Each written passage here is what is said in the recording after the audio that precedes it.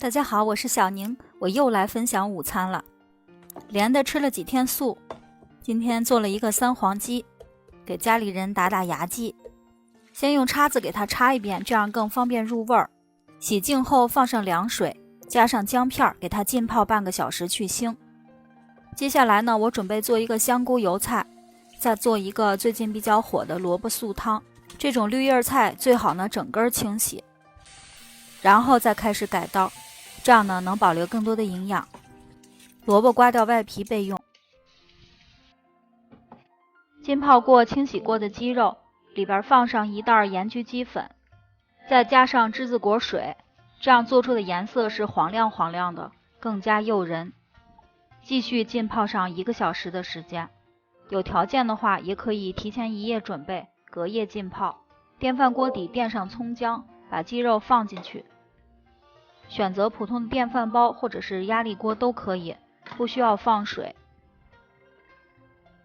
盖上盖子，加热到自动保温就可以了，大概需要半个小时左右的时间。接下来呢，就把其他蔬菜都给它切一下，香菇给它切成片，这样呢炒起来更加的入味儿。油菜根切成菱形条，叶子的部分完整一点就可以了，少留上一点绿叶，给它切成小细丝，待会儿搭配到胡萝卜汤里，胡萝卜也擦成丝备用。锅中先少放一点油，将鸡蛋直接打散。要想素汤好喝，鸡蛋呢是必不可少的，而且一定要这种两面煎的有一点焦焦的样子，直接在锅里切成块，盛出备用。另起锅再少放一点油，直接爆香姜片和萝卜丝，炒一下萝卜没有土腥味儿，加上鸡蛋和开水，再给它转移到一个汤锅里，这样待会儿就能直接上桌了。无论做什么绿叶菜，都加一点盐和油给它焯一下，这样颜色更加翠绿，而且呢没有菜腥味儿。另起锅爆香葱姜，把香菇放进来，一直炒一直炒，一直炒到呢香菇发软。下面给它调一个料汁儿，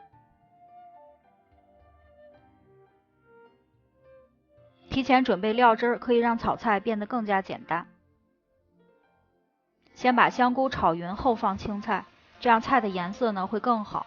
临炒好之前点上一点蚝油，最后再加青菜，这样香菇软烂入味儿，而且菜的颜色更加翠绿。给它颠匀就可以出锅了。这时候咱们的萝卜汤也熬好了，撒一点盐，一点白胡椒粉和小菜叶儿，给它熬煮上半分钟就行了。主食是昨天的蒸饼，用三明治机给它加热一下，外皮是脆脆的，更加好吃。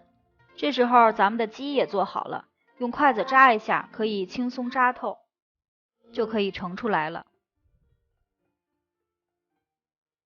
电饭锅版盐焗鸡做法非常简单，放进去就行，好吃好看还入味儿，特别适合懒人，喜欢的可以试一试。鸡肉饱满多汁，孩子也特别喜欢吃。